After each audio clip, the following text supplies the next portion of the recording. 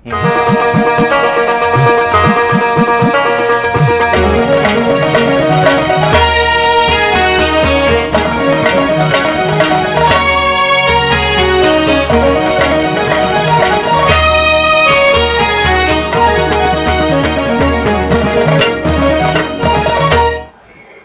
Media Bharat news मध्ये सगळ्यांचं स्वागत. मी वृषाली विनायक. गेल्या काही दिवसांपासून शालेय शिक्षणामध्ये त्रिभाषा सूत्र हे यावर चर्चा सुरू आहे. मराठीचा मुद्दा गाजतो आहे. हिंदी सक्तीच्या समर्थनार्थ बोललं जातंय, विरोधात बोललं जातंय आणि या सगळ्या लढ्याचं नेतृत्व डॉक्टर दीपक पवार सर करतायत. आज आपण दीपक सरांशी या विषयावर बोलणार आहोत. सर, तुमचं मीडिया भारत मध्ये मनापासून स्वागत. धन्यवाद. राष्ट्रीय शैक्षणिक धोरण 2020 सुरू झालं आणि 2025 मध्ये अचानकच शाळा सुरू झाल्या आणि मराठी हिंदी हा सगळा वाद सुरू झाला. नेमकं काय झालं या काळात? राष्ट्रीय शैक्षणिक धोरण ज्याचा तू उल्लेख केलास 2020 तर सर्वसाधारणपणे त्याचा जो एक मुख्य आराखडा आहे तो तयार होण्याची प्रक्रिया ही एक गेली 8-10 वर्ष चालू आहे. आणि मग त्याच्यामध्ये शालेय शिक्षणातले जे कोणी सगळे भागधारक आहेत त्यांची मतं घेतली गेली, उच्च शिक्षणातली घेतली गेली. भारतीय पातळीवरचा एक आराखडा तयार झाल्यानंतर राज्यांच्या पातळीवरची लवचिकता त्याच्यामध्ये राहावी म्हणून राज्याने आपापल्या पातळीवर सुकाणू समित्या नेमल्या. म्हणजे उच्च शिक्षणाची सुकाणू समिती आहे, तंत्र शिक्षणाची आहे, शालेय शिक्षणाची आहे, अगदी शाळापूर्व असं जे बालवाडी अंगणवाडीचं शिक्षण आहे त्याच्याबद्दलची आहे.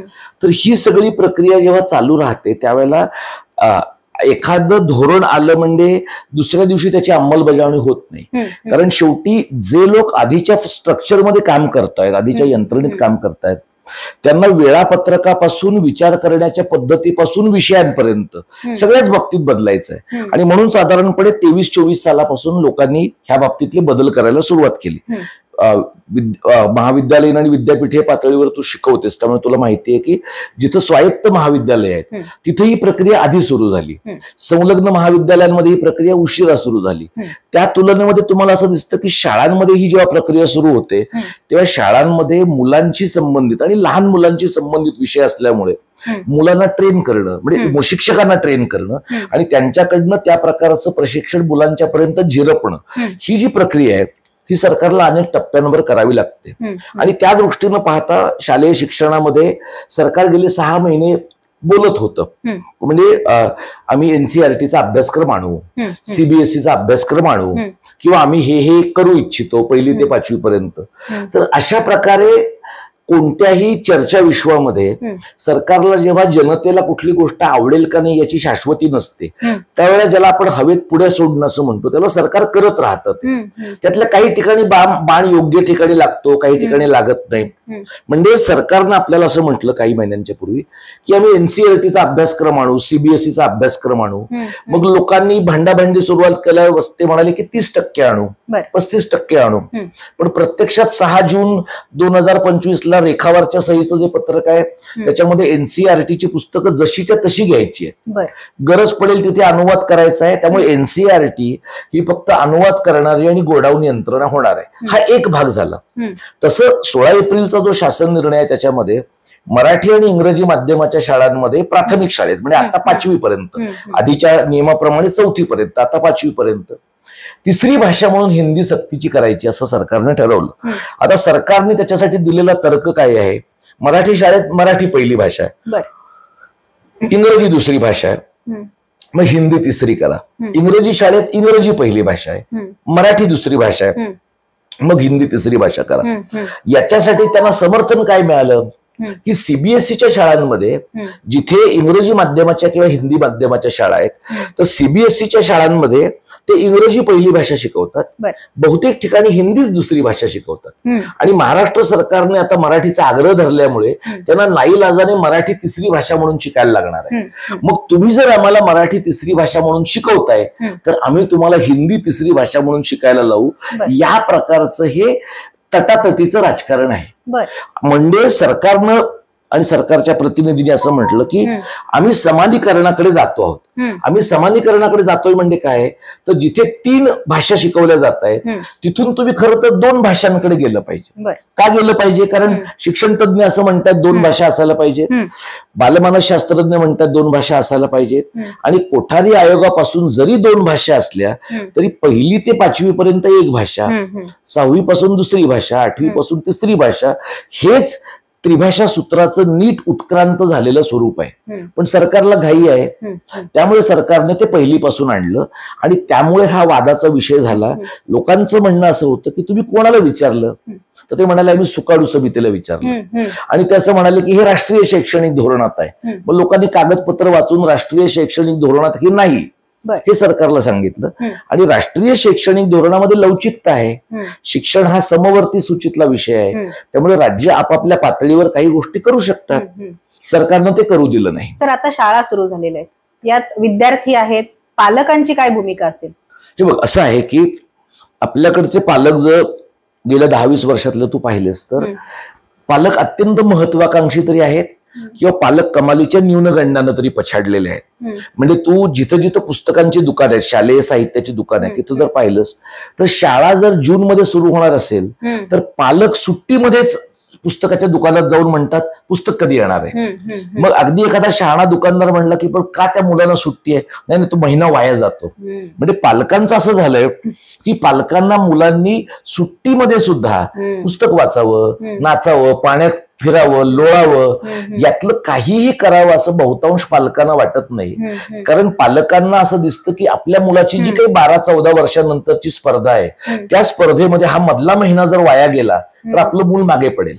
तर या सगळ्या घोळामध्ये जेव्हा हिंदीच्या सक्तीचा विषय येतो तर पालकांचं एक म्हणणं काय दिसतं आपल्या असू शकतं, किंवा दिलं ना सरकारने घेऊन टाकूया. दुसरं म्हणणं असं असतं की बाबा आम्ही कशाला एक्स्ट्रा भाषा शिकायची जर अगोदर 2च होत्या तर, आणि त्याच्या मागचं एक कारण पालकांच्या डोक्यात असतं की आम्हालाच अभ्यास घ्यावा लागणार आहे. तो जर अभ्यास आम्हाला घ्यायचा आहे तर आमच्या डोक्यावर अतिरिक्त ओझं होतं. त्यामुळे पालक ज्या पालकाला बालमानसशास्त्र माहिती आहे, शिक्षणशास्त्राबद्दलची कल्पना आहे, काही प्रमाणात भाषा विज्ञान आहे, असे पालक तुम्हाला संख्येनं 2% जास्त दिसणार नाही. त्यामुळे या पालकांना आणि या मुलांना काय हिताचं आहे याच्याबद्दल त्यांच्याशी एंगेज करणं, त्यांच्याशी बोलत राहणं हे त्या क्षेत्रातल्या माणसांचं काम आहे. सरकारनं 16 एप्रिलला शासन निर्णय आणला आणि लोकांनी टीका केल्यानंतर रद्द करतो म्हटलं. तो जर वेळीच शहाणपणाने रद्द केला असता तर मे आणि जूनचा महिना 2 भाषा नीट कशा शिकवाव्यात, 3ऱ्या भाषेचे तोटे काय आहेत हे सांगण्यात गेले. सरकारने शासन निर्णय 17 जूनला आणला जेव्हा शाळा सुरू झाल्या होत्या. त्यामुळे सगळ्यांची एनर्जी आता सरकारला शासन निर्णय रद्द करण्यावर घालवावी लागली, आणि त्यानंतर सरकारनं नरेंद्र जाधवांची समिती नेमली. त्यामुळे आता नरेंद्र जाधवांची समिती कशी बेकायदेशीर आहे हे सांगण्यामध्ये एनर्जी जाते. त्या काळामध्ये पालकांची फरफट आहे, शाळांची फरफट आहे, संस्था चालकांची आहे, आणि सगळ्यात महत्वाचं म्हणजे आपल्या समाजाची भाषिक सांस्कृतिक फरफट आहे त्याच्यामध्ये. बरोबर. सर, तुम्ही हा मराठीच्या सगळ्या अनुषंगाने मुद्दा घेऊन पुढे काम करताय, पण आत्ताची जर आपण परिस्थिती बघितली तर राजकीय हस्तक्षेप त्यामध्ये वाढलेला आपल्याला दिसतो. हे सगळं राजकीय श्रेय घेतलं जाते असं तुम्हाला वाटतं का? असं आहे वृषाली की भाषेचा कोणताही लढा बिगर राजकीय असू शकत नाही. म्हणजे दुकानांच्या पाट्या मराठीमध्ये करा असं आपल्याकडे लोक म्हणतात. म्हणजे शिवसेना ज्यावेळेला होती तेव्हा शिवसेना म्हणायची नाही तर आम्ही डांबर फासू. मग राज ठाकरेंचा पक्ष आल्यानंतर राज ठाकरेंचे लोक म्हणायचे की आम्ही खळखटाक करू आणि तुमचे बोर्ड फोडून टाकू.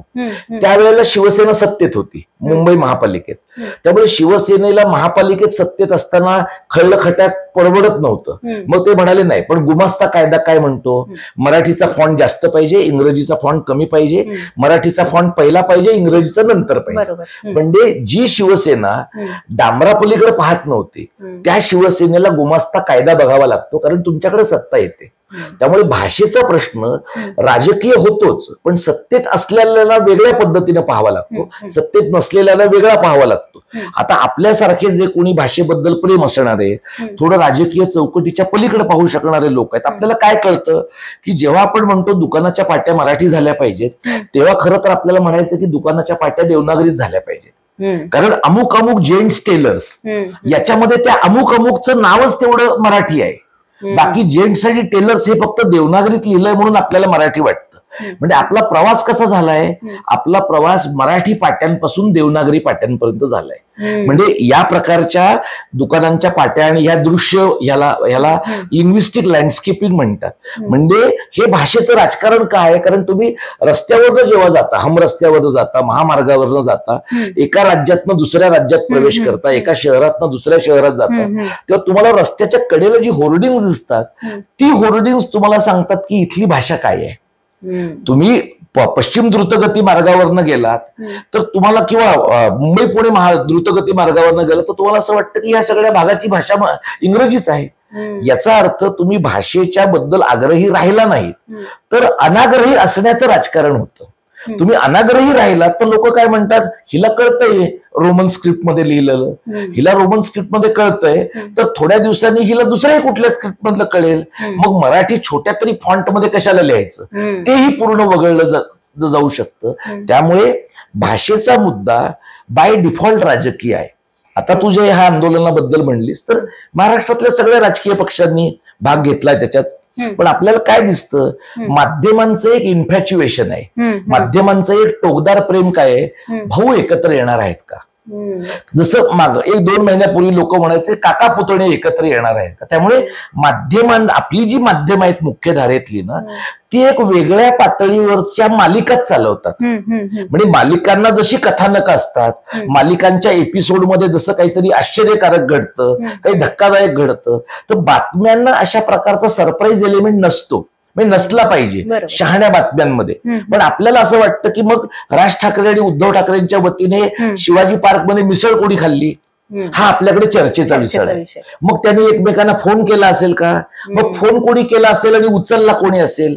तर अशा प्रकारच्या अत्यंत काय म्हणू त्याला रहस्यमय कथा निर्माण करणं हा आपल्याकडे आता बातमीदारीचा भाग झालाय.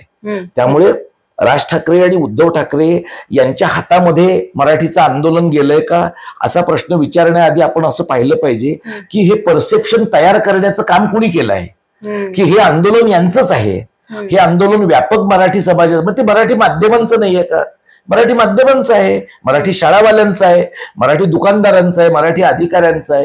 पण आपल्याला प्रश्नांची अत्यंत सोपी पण आपल्याला गोळीबंद वाटतात अशी उत्तर बघायला आवडतं. आपण काय म्हणतो, मराठी लोकांचं वाईट चाललंय ना, हे दोघे एकत्र आले की बघून घेतील, म्हणजे मग आपण आपलं आयुष्य जगायला मोकळे होतो. तर आपलं आयुष्य हे त्यांच्या संघर्षाचं ग्लॅमर आणि आपल्या बिन संघर्षाचं नॉन ग्लॅमर ह्याच्यामध्ये विभागलेलं आहे. तर याच्यामुळे आपल्या सगळ्यांना प्रश्न पडतो की राजकीयकरण झालंय का, तर भाषेच्या प्रश्नाचं राजकीयकरण होतच. म्हणजे जेव्हा A.R. रहमान एखाद्या कार्यक्रमामध्ये असं म्हणतो की मी हिंदीत नाही बोलणार, ते राजकारण आहे. जावेद अख्तर संजय राऊतांसारख्या मराठीवादी माणसाच्या कार्यक्रमाला येऊन हिंदीत बोलतात, तेही राजकारण आहे. शरद पवारांच्या सारख्या माणसाच्या बोलण्यामध्ये हिंदीची सक्ती नको पण द्वेषही नको असं काठावरचं बोलणं येतं, तेही राजकारण आहे. त्यामुळे राजकारण ही भाषेला वेढून ठेवणारी गोष्ट आहे आणि भाषा ही राजकीय प्रवाहांना सोबत घेऊन जाणारी गोष्ट आहे. जे त्याच्यातनं जे आउटपुट निघतं, ते जे आउटपुट आहे त्यातनं भाषेचं वापर क्षेत्र वाढतं का, भाषेबद्दलची स्वीकारार्हता वाढते का, असे प्रश्न जर आपण विचारले तर होणारं राजकारण बरं आहे की नाही असं आपल्याला ठरवता येऊ शकतं. तुमच्या मुलाखती अनेक माध्यमांवरती झाल्या, तुम्ही जाहीरपणे सगळीकडे बोलतात. भाषेविरुद्ध तुमचा लढा सुरू आहे की एकूणच सत्तेविरुद्ध लढा सुरू आहे, अशी चर्चा सगळीकडे ऐकायला मिळते. काय माहितीये का, आपल्याकडे लोक त्यांना जे पाहायचं ते पाहतात. मी राज्यशास्त्राचा विद्यार्थी आहे, मी भाषेच्या राजकारणाचा विद्यार्थी आहे आणि मी भाषेच्या चळवळीतला कार्यकर्ता आहे. आणि आम्ही मराठी अभ्यास केंद्रातल्या लोकांनी आम्ही एनजीओ चालवतो असं म्हटलेलं नाही. आम्ही एनजीओ नाही चालवत, आम्ही चळवळ चालवतो. आम्ही चळवळीच्या रचनात्मक भागात अधिक काम करतो. आंदोलन ही काही तुम्हाला रोज रात्री करायची नसतात, त्यामुळे जेव्हा जेव्हा करायचे असतात तेव्हा करायचे असतात. त्यामुळे आता भाषेच्या सक्तीचा राग आहे का, तर आहे. पण हिंदीच्या सक्तीचा फक्त राग आहे का, तर नाही. तिसऱ्या भाषेच्या सक्तीचा राग आहे. त्याला सरकार शॉर्ट फॉर्म मध्ये हिंदी का म्हणतं, कारण मल्याळमच्या सक्तीचा राग आहे, हे त्यांना लोकांना पटवून नाही देता येणार. सर हे थोडं आणखी सविस्तर मी तुला सांगतो, सरकार काय म्हणतं की आम्ही हिंदी सर्वसाधारण भाषा ठेवली आहे. घटनेच्या 8व्या परिशिष्टात 22 भाषा आहेत. मराठी आणि हिंदी तू बाजूला काढ, उरलेल्या भाषा आहेत 20. समजा महाराष्ट्राच्या 20 वेगवेगळ्या भागांमध्ये लोक म्हणले, समजा उल्हासनगरमध्ये 20 मुलं म्हणले आम्हाला सिंधी पाहिजे, आणखी कुठेतरी लोक म्हणले आम्हाला तमिळ पाहिजे, तर हे लोक ती भाषा पहिलीच्या पातळीवर तिसरी भाषा म्हणून म्हणजे लोअर सिंधी, लोअर पंजाबी असं शिकवण्यासाठी लागणारं जे तांत्रिक नो हाऊ आहे, तांत्रिक ती क्षमता आहे, ती आपल्या लोकांनी विकसित केली आहे का? मग आता मध्ये दादा भुसे काय म्हणाले, आम्ही काही नाही, आम्ही मौखिक सांगू. मौखिक सांगू म्हणजे काय, कोणतरी मास्तर वर्गात येईल आणि तो म्हणेल की आता हा तमिळचा वर्ग आहे. म्हणजे आधीच आपल्याकडे 10 पेक्षा जास्त मुलं असलेल्या प्रचंड शाळा आहेत, 20 पेक्षा कमी मुलं, 10 पेक्षा कमी, 20 पेक्षा कमी मुलं असलेल्या प्रचंड शाळा आहेत, जिथे एकच शिक्षक 5 विषय शिकवतो आहे. त्यांना तुम्ही त्यालाही अपरिचित असलेली भाषा शिकवायला लावता. म्हणजे आताच तो माणूस काही ठिकाणी कोरकू शिकवतोय, मग मराठी शिकवतोय, मग इंग्लिश शिकवतोय, मग सामाजिक शास्त्र शिकवतोय. आता तुम्ही त्याला सांगता की नाही आता तुला तिसरी भाषा पण शिकवायची. म्हणजे एका अर्थाने शिक्षकांचा जीव घेण्याची ही वृत्ती आहे. आता ह्याच्याबद्दल आम्ही जेव्हा भांडतो त्यावेळेला लोकांना काय वाटतं की तुम्ही ह्यांच्याबद्दल का भांडता, यांच्याबद्दल का नाही भांडत, यांच्या विरोधात का नाही भांडत. ते ज्यांनी कोणी माझे समाज माध्यमावरचे गेल्या 10 वर्षातले व्हिडिओ पाहिले असतील, कारण त्यातलं मी काहीही डिलीट केलेलं नाहीये, काही लपवलेलं नाहीये. जे जे मी ज्या ज्या वेळेला म्हणालेलो आहे ते तसंच आहे आणि त्या सगळ्याची जबाबदारी माझी आहे. त्यामुळे मी आदित्य ठाकरेंनी जर मुंबई पब्लिक स्कूलच्या शाळा काढल्या असतील तर त्याच्यावर टीका केली आहे. राज ठाकरे मराठीकडनं हिंदुत्वाकडे वळले त्याच्यावर टीका केली आहे. सुप्रिया सुळे आणि शरद पवारांच्या पक्षाने पवार पब्लिक स्कूल काढून तिथल्या मराठी शाळा कमकुवत केल्या त्याच्यावर टीका केलेली आहे. काँग्रेस पक्षाच्या काळामध्ये राज्य मराठी सारख्या संस्था निकामी झाल्या त्याच्यावर टीका केली आहे आणि भारतीय जनता पक्षावर पण टीका केली. त्यामुळे सत्तेच्या विरोधात काय, जे सत्तेत आहे त्यांच्याच विरोधात तुम्हाला भांडायला लागतं ना. म्हणजे आता भारतीय जनता पक्षाचं हे राक्षसी बहुमताचं सरकार तिसऱ्या भाषेची सक्ती करत असताना मी उद्धव ठाकरेंनी कधीतरी मराठीच्या बाजूने भूमिका घेतली नाही म्हणून त्यांच्याशी भांडण्यात काय पॉइंट आहे. ते भांडू ना, नंतर हा विजय मिळाला की नंतर चहा पीत पीत भांडू त्याच्याशी. पण तुमची अपेक्षा काय आहे, तुमच्या आत्ताच्या लढाईत आम्ही तुमच्याबद्दल तुमच्या विरोधात भांडायचं नाही, पण 25 वर्षापूर्वी उद्धव ठाकरेंनी जे केलं आहे असं तुम्हाला वाटतं त्याच्याबद्दल तुमच्या वतीने आम्ही भांडायचं. आम्ही का तुमच्या वतीने भांडायचं. म्हणजे भाजपवाल्यांनी गेले 2 दिवस काय चालवलंय की इंग्लिशच्या बद्दल तुम्हाला काय राग नाही, तुमचा फक्त हिंदीवर राग आहे. तुमची मुलं इंग्लिश शाळांमध्ये गेली, आता बहुतांश पुढाऱ्यांची मुलं इंग्रजी शाळांमध्ये गेली, आमच्यासारख्या कार्यकर्त्यांची मुलं मराठी शाळांमध्ये गेली. त्यामुळे आम्हाला गिल्ट सेन्सच नाहीये, आम्हाला स्पष्टता आहे आमची मुलं मराठी शाळेत गेली, आम्हाला अजिबात वाईट वाटण्याचं कारण नाही. पण राजकीय पक्षांमधल्या लोकांनी आपल्या मुलांना मराठी माध्यमाच्या शाळेत घातलं नसेल तर त्या सगळ्यांची जी काही उलट तपासणी आहे, चर्चा आहे, ती मी आत्ता का करायची. आत्ताच्या घडीला मला तिसऱ्या भाषेच्या सक्तीसाठी लहान मोठ्या सगळ्या पक्षांची आणि नागरी समाजातल्या चळवळींची गरज आहे. अशा वेळेला जेव्हा भाजप सारखे लोक म्हणतात, संघ परिवारासारखे लोक म्हणतात तुम्ही सत्तेच्या विरोधात बोलता, बोलायला सत्तेच्या विरोधातच लागतं. सत्तेच्या जे बाहेर, म्हणजे समजा मी राज ठाकरेंना म्हणालो की तुमचा एक पण आमदार नाही पण तरीही हिंदी सक्तीला तुम्ही जबाबदार आहात तर लोक मला मेंटल हॉस्पिटलमध्ये पाठवतील. आता जे आहेत सत्तेमध्ये त्यांचीच जबाबदारी आहे ना.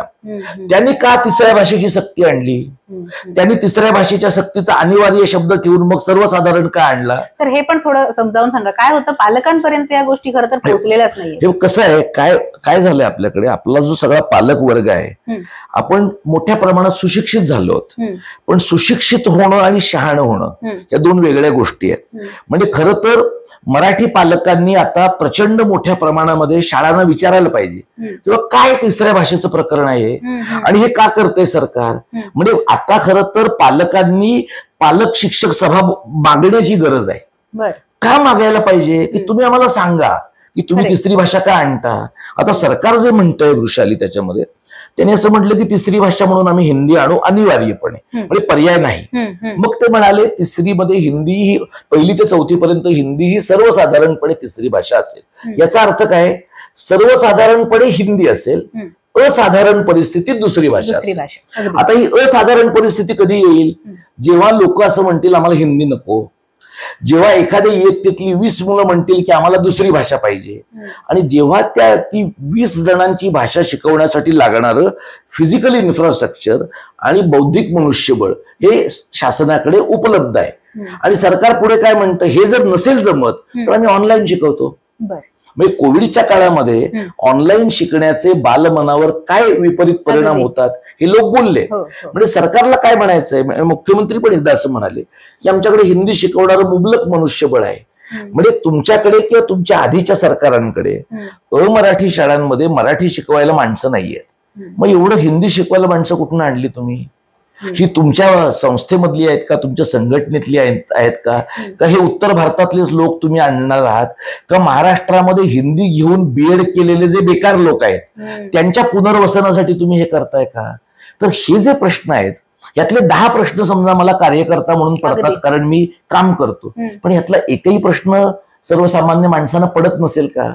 आणि पडत असेल तर तो मग समाज माध्यमावर, शाळांच्या पटावर, जिल्हा परिषदेच्या पटावर काय येत नाही? म्हणजे असं झालंय आपल्याकडे. म्हणजे आपल्या एकूण सामाजिक राजकीय संस्कृतीचं एक प्रॉब्लेमॅटिक वैशिष्ट्य मला असं दिसतं की लोकांना जसं जग बदलण्यासाठी एखादा मसीहा लागतो तसं लोक असं म्हणतात की प्रॉब्लेम आहे ना हा, ते बघतील ना, ते शिक्षण मंत्री बघतील, ते आमदार बघतील, ते नंतर IAS ऑफिसर बघतील, ते चळवळवाले बघतील. आम्हाला तुम्ही फक्त सांगा अमुक तारखेपासून आम्ही काय करायचंय. म्हणजे अशी जर कुत्ता जाने चमडा जाने भूमिका लोकांनी ठेवली ना तर मग तुमच्या हातात एक दिवशी ते लोक पुस्तकच आणून देतील. आणि पुस्तक आणून दिल्यानंतर तुम्ही काय म्हणणार, आता बघा याने आणून दिली. मग हजारो पुस्तकं जर त्याने आणून दिली तर कार्यकर्ते काही घरोघरी जाऊन हजारो पुस्तकं जाळतील का? आणि हजारो पुस्तकं जाळल्यानंतर होणाऱ्या गुन्ह्यांचं कोण काय करणार आहे? आता परवा आम्ही शासन निर्णय जाळले. शासन निर्णय ज्या दिवशी आम्ही जाळले त्या दिवशी पोलिसांना आमच्याबद्दल काही करता आलं असतं की नाही? करताच आलं असतं. पोलिसांनी का नाही केलं? कारण पोलिसांना मग उद्धव ठाकरेंवर पण ऍक्शन घ्यायला लागली असती, संजय राऊतांवर पण घ्यायला लागली असती. आमच्यासारख्या सामान्य कार्यकर्त्यांवर ऍक्शन घेताना पोलीस अजिबात मागे पुढे बघणार नाहीत, गृह विभाग अजिबात बघणार नाही. पण उद्धव ठाकरे साहेबांना किंवा आणखी हर्षवर्धन सपकाळ साहेबांना तो शासन निर्णय पेटवताना जर कोणी पकडलं तर त्यांच्या पक्षात रिॲक्शन येईल.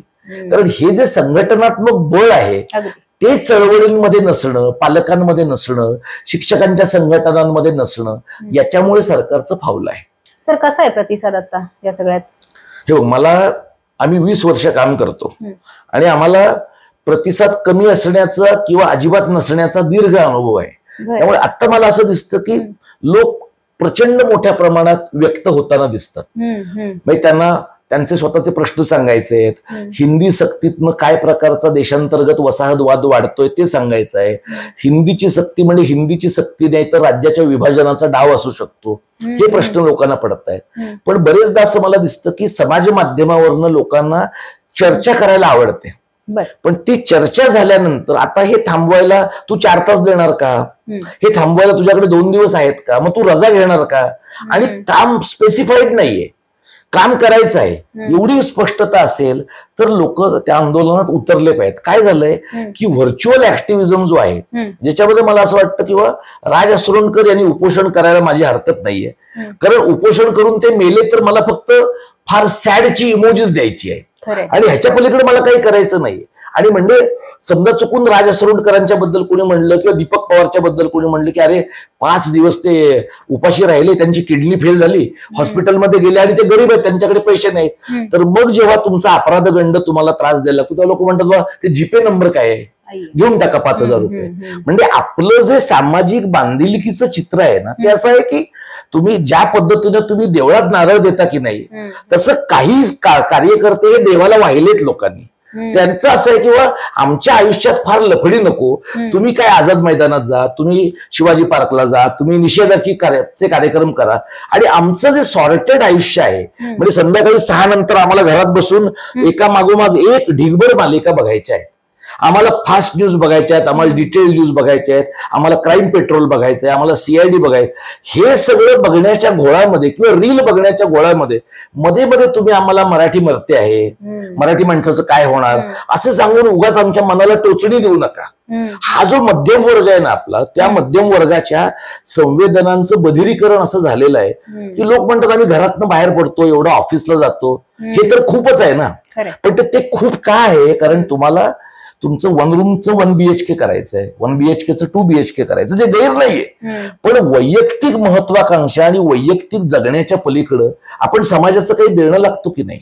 आणि जर समाजाचं आपण काही देणं लागलो नसतो तर मग संयुक्त महाराष्ट्राच्या लढ्यात 107 माणसं मेल्यानंतर वारा कोठारींपासून सेनापती बापटांपर्यंतच्या लोकांनी आयुष्याच्या अखेरचा टप्पा का वाहून दिला असता?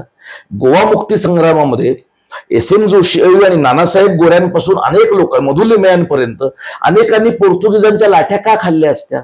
सीमा लढ्यामध्ये इतकी माणसं का मेली असती? म्हणजे माणसांमध्ये स्वतःच्या पलीकडे बघण्याची जाणीव उपजत आहे. झालंय असं की मोबाईल माझा आहे, टीव्ही माझा आहे, टॅब माझा आहे, आयपॅड माझा आहे, त्यातनं येणारं सिरियलीकरण माझं आहे आणि ह्या सगळ्या माझेपणामध्ये जे तुमचं आहे, जे आपलं आहे, या सगळ्यांकडे बघून हातपाय हलवण्याची जी इच्छा आणि ऊर्जा आहे ती आपल्याकडे कमी पडते. म्हणून लोक काय म्हणतात, सोबत आहे.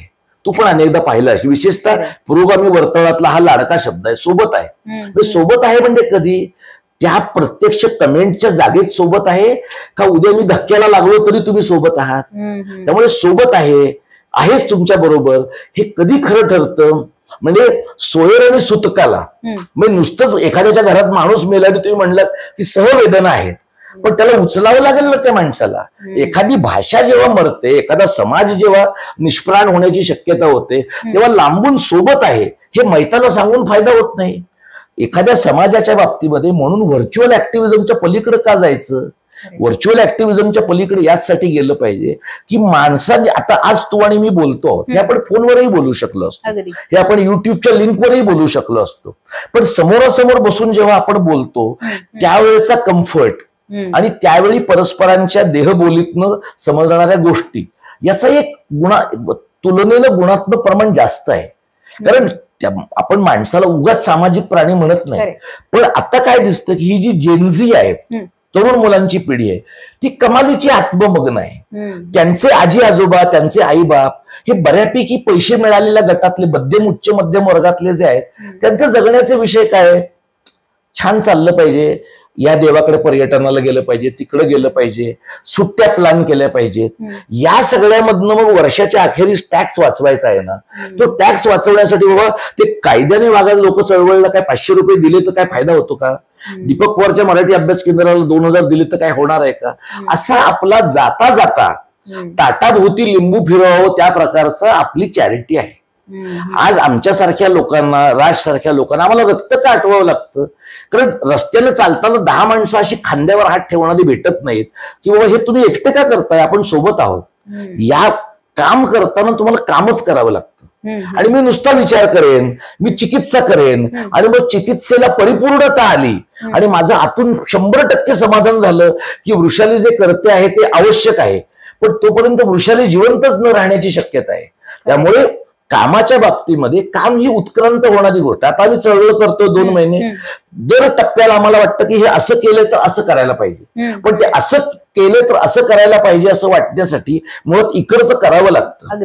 आणि त्याच्यासाठी तुम्हाला ठरवायला लागतं किंवा आपण राजकीय पक्षांना भेटलो, यांना भेटायचं का? तर मग तुम्हाला स्वतःचं एक आयडिओलॉजिकल ओरिएंटेशन पण बनवावं लागतं. म्हणजे हा नुसता एका इयत्तेमध्ये भाषेच्या सक्तीचा प्रश्न नाहीये, हा तुम्हाला चळवळीचं रूपड बदलून टाकणारा प्रश्न, चळवळीची ताकद बदलून टाकणारा भाग आहे. तर याचं कारण असं आहे की लोकांमध्ये जाणं कमी झालंय ना आपलं. 75-80च्या काळामध्ये लोक डावे होते, समाजवादी होते, संघवाले होते, पूर्ण वेळ लोक कामं करायचे आणि लोकांच्या आकांक्षा मर्यादित होत्या. लोक कार्यकर्ते नेत्यांच्या किंवा इतर कार्यकर्त्यांच्या घरी जेवायचे आणि एक टप्पा असा आला की मग त्याच्यातनं नंतर एनजीओ करण झालं. मग लोक असं म्हणायला लागले की फुकट का करायचं? मग HIV एड्स पासून ते आदिवासींच्या कामापर्यंत सगळीकडे लोक म्हणले वा MSW झालं आहे, 25,000 घेतो, 5 वर्ष झाली आहेत, फंडिंगचे पैसे घेतो. त्यामुळे मग आता समजा उद्या तुला कोणी म्हणलं की तुला उल्हास नदी साफ करायचं काम देते का? तू म्हणला हो, मला जवळ पडतंय. पण तू जर चेंबूरला आलीस तर तू म्हणशील मी मिठी नदी साफ करायचं काम घेते. म्हणजे तुझं प्रेम त्या नदीवर नाहीये, प्रेम त्या प्रोजेक्टवर आहे. त्यामुळे चळवळी संपून जेव्हा प्रोफेशनल एनजीओ करण होतं ना, त्या काळामध्ये आपण जगतो तेव्हा कॉर्पोरेट स्टेट अधिक पॉवरफुल होतं. कारण कॉर्पोरेट स्टेटला काय लागतं, ह्याची किंमत काय आहे, हिची किंमत काय आहे, आणि ती किंमत आपण सांगितली आहे ना. माझी किंमत काय आहे की 10% फ्लॅट आहे, माझी किंमत काय आहे, माझ्या वडिलांचं नाव ह्या रस्त्याला द्यायचं आहे, माझी किंमत काय आहे, हिच्या कॅन्सर सर्जरीसाठी कोणाला तरी पैसे द्यायचे. अशा पद्धतीनं तुम्ही पेट्रनाइज केलं आणि उपकृत केलं की लॉंग टर्म धोरणाच्या बद्दल, म्हणजे वाढवण बंदर करायचं की नाही, समृद्धी महामार्ग केला ती चूक झाली का, शक्तीपीठ मार्गाला लोक एवढा विरोध करतात तर का करायचं, हे प्रश्न पडू नयेत म्हणून लोकांच्या अंगावर तुकडे टाकले जातात. आणि म्हणून भाषेसारखा प्रश्न महत्वाचा काय, कारण काही वेळेला तो तुमच्या मुळांना हलवतो आणि तुम्हाला जाणवतं की तुमची जी कळीची ओळख आहे ती मराठी माणूस म्हणून आहे. पण सर आता GR रद्द केलेला आहे, नवीन समिती नेमलेली आहे, आता पुढे असं आहे की हे जे 2 शासन निर्णय त्यांनी रद्द केले त्यांना कळले बाहेर समाजामध्ये अत्यंत विरोधात रेट आहे. नाहीतर आता पाशवी बहुमत असणारे लोक आणि त्यांचे मुख्यमंत्री सहजासहजी काही बदलतील याची शक्यता नाही. त्यांनी दुसरी समिती आणली नरेंद्र जाधवांची. हे मी कालही पत्रकार परिषदेत बोललो होतो, राजेही माझ्यासोबत होते. मी कालही म्हटले नरेंद्र जाधवांचा आणि बालशिक्षणाचा काही संबंध नाही. 16 ते 22 या काळामध्ये ते राज्यसभेवर होते. 16ला कोणाचं सरकार होतं आपल्याला माहिती आहे. ज्यांचं सरकार होतं त्यांनी राष्ट्रपतींच्या कोट्यामधनं नरेंद्र जाधवांची नेमणूक केली आहे. तर जाधवांनी पत्रकारांना असं सांगताना म्हटलं की मी अत्यंत स्वतंत्रपणाने माझी भूमिका मांडलेली आहे. मी राज्यशास्त्राचा विद्यार्थी आहे. अपक्ष आमदार आणि अपक्ष खासदार हे किती स्वतंत्र असू शकतात हे जाधवांपेक्षा आम्हाला थोडं जास्त माहिती आहे. त्यामुळे 4 प्रश्न तुम्ही विचारले आणि तुमचं गुडविल वापरून राज्यसभेच्या सभापतीने ते पटलावर घेतले म्हणजे तुमचा स्वतंत्र बाणा जगजाहीर होतो असं नाही. नंतरच्या काळामध्ये नरेंद्र जाधवांनी मोहन भागवतांपासून अनेक संघ आणि भाजप परिवारांच्या बरोबर स्टेज शेअर केलंय. स्टेज शेअर केलंय म्हणजे संघ आणि भाजपचे लोक अस्पृश्य आहेत माझं म्हणणं नाहीये. पण तुम्हाला जेव्हा कळतंय की त्यांची विचारसरणी ही एका अर्थाने या देशाच्या राष्ट्रवादाला आव्हान देणारी आहे आणि तुम्ही स्वतःला बाबासाहेबांचे वारस समजता आणि त्या पब्लिसिटी कॅम्पेनवरच तुमचं सगळं करिअर उभं राहिलेलं आहे, तर तुम्ही काय या प्रकारचा समरसतेच्या घोळामध्ये अडकता. त्यामुळे नरेंद्र जाधवांना या कारणासाठी आमचा विरोध. आणि दुसरं म्हणजे तिसऱ्या भाषेची सक्ती एनईपीत नाहीये, राज्याच्या आराखड्यामध्ये नाहीये. मग आम्हाला तिसऱ्या भाषेच्या सक्तीवर चर्चाच नाही करायची आहे हे आम्हाला अत्यंत स्पष्ट आहे. आणि त्यामुळे नरेंद्र जाधवांच्या समितीच्या स्थापनेला आम्ही विरोध केलाय. सरकार हे रेटून नेऊ शकतं, कारण हे रेटून नेणार, खोटं बोलून रेटून नेणारं सरकार आहे, ते रेटून नेतील. आता उरलेले जे राजकीय पक्ष आहेत, म्हणजे उद्याच्या विजयी मेळाव्यामध्ये परवाच्या असणारे जे लोक आहेत, इतरही पक्ष आहेत. आता आम्ही जाहीर केल्या मार्क्सवादी कम्युनिस्ट पक्षाने असं म्हटलं की आमचा पाठिंबा आहे याला. तर बाकीचे जे महाराष्ट्रातले पक्ष आहेत त्यांनी पण उगाच नरेंद्र जाधव कुलगुरू होते, ते अर्थतज्ञ आहेत, त्यांच्याबद्दल बोललं तर दलित समाजाला वाईट वाटेल का, असा विचार न करता जे चुकीचं आहे ते चुकीचंच म्हटलं पाहिजे. म्हणजे बाबासाहेबांचा वैचारिक वारसा सांगण्यासाठी महाराष्ट्रात आता फक्त नरेंद्र जाधवच उरलेत का, तर नाही उरलेले आहेत. भूमिका घेतली पाहिजे, सगळ्यांनी घेतली पाहिजे आणि विशेषतः दलित समाजातल्या विचारवंतांनी तातडीने घेतली पाहिजे. कारण ज्या प्रकारची जबाबदारी नरेंद्र जाधवांवर सोपवण्यात आली आहे आणि ते असं म्हणाले आम्ही सगळ्यांशी बोलू, अमुक करू तमुक करू, पण मुख्यमंत्रीच असं म्हणाले की त्यांचा अहवाल आम्ही मान्य करू. त्यांचा अहवाल जो काही येईल तो यांना अपेक्षित अहवाल आहे. त्यामुळे नरेंद्र जाधवांच्या समितीला आम्ही विरोध केलाय आणि नरेंद्र जाधवांच्या समितीला विरोध करण्याचं दुसरं कारण तिसऱ्या भाषेच्या सक्तीचा प्रश्न आमच्या लेखी संपलेला आहे. पुढे काय वाटचाल असेल? आम्ही आता 7 जुलैला धरणं आंदोलन करतो आहोत. हे जे धरणं आंदोलन आहे ते मुळामध्ये तिसऱ्या भाषेच्या सक्तीपासून सुरू झालेलं कॅम्पेन आहे. पण त्याच्यानंतर महाराष्ट्रातल्या शिक्षणाच्या माध्यमाच्या संबंधातलं काम आहे, शिक्षणाबद्दलचं काम आहे, मराठी शाळांच्या बद्दलचं काम आहे. कारण प्रचंड मोठ्या प्रमाणामध्ये महाराष्ट्रातल्या शाळा मराठी माध्यमाच्या, जिल्हा परिषदेच्या अनुदानित शाळा या येत्या 5 ते 10 वर्षांमध्ये इंग्रजी शाळांच्या रेट्यामुळे बंद पडण्याची शक्यता आहे. आणि मराठी माध्यमाच्या शाळांचं ऑडिट होतं, इंग्रजी माध्यमाच्या शाळांचं ऑडिट होत नाही. त्यामुळे एका अर्थाने शालेय शिक्षण अभ्यास आणि कृती समन्वय समिती ही या प्रकारच्या प्रश्नांसाठी दबाव गट म्हणून विधिमंडळाच्या बाहेरनं काम करेल आणि आतमध्ये जी मंडळी बसली आहेत त्यांच्यावर वेगवेगळी वैधानिक आयुधं इतरांच्या मार्फत वापरून दबाव निर्माण करण्याचा आणि सरकारला भूमिका घ्यायला लावण्याचा प्रयत्न करेल.